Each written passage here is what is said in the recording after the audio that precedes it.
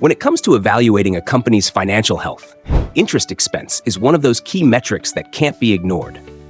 For an investment-grade company, low interest expenses relative to operating income show efficient debt management, an important sign for investors like us.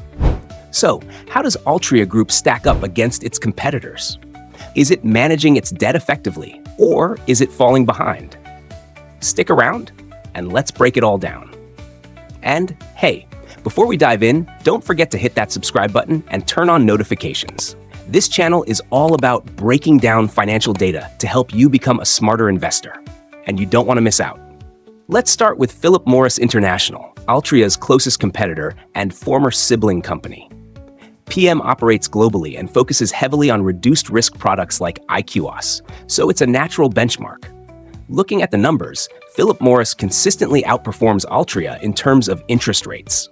For example, in 2014, Altria had an interest rate of 10.6%, while PM managed to keep theirs at 9%. Fast forward to 2020, and PM's rate dropped to 4.8%, while Altria's was at 10.1%. This trend continues throughout the years. PM's lower and more stable interest rates show stronger debt efficiency and capital management. So, when it comes to managing debt, Philip Morris takes the win here. Next, let's compare Altria to British American Tobacco, BAT. British American Tobacco competes directly with Altria in the US market through its subsidiary, Reynolds American. Looking at the data, BAT's interest rates are a bit of a roller coaster. In 2016, BAT's interest rate was 16.9%, significantly higher than Altria's 7.4%. In 2022, BAT managed to pull its rate down to 14.5%, which is still higher than Altria's 8.9%. While BAT has seen some improvement, its rates are consistently higher and more volatile compared to Altria's. This inconsistency is something investors should keep in mind. Quick takeaway. Between Altria and BAT, Altria comes out on top. Its interest rates are more stable and generally lower, giving it the edge in debt management.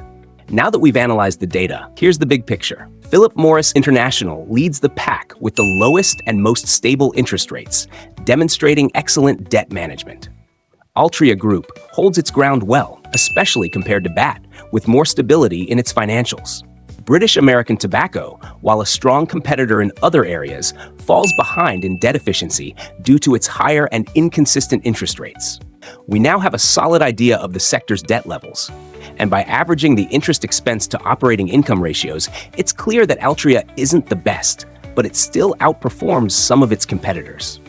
Given this, we can comfortably assign Altria an investment-grade rating, though with some concessions. If you found this analysis helpful, make sure to give this video a thumbs up and subscribe to the channel. We've got more videos breaking down company financials to help you make better investment decisions. And hey, if you're curious about Altria's revenue, COGS, or other financial metrics, check out our other videos for a deep dive into those topics.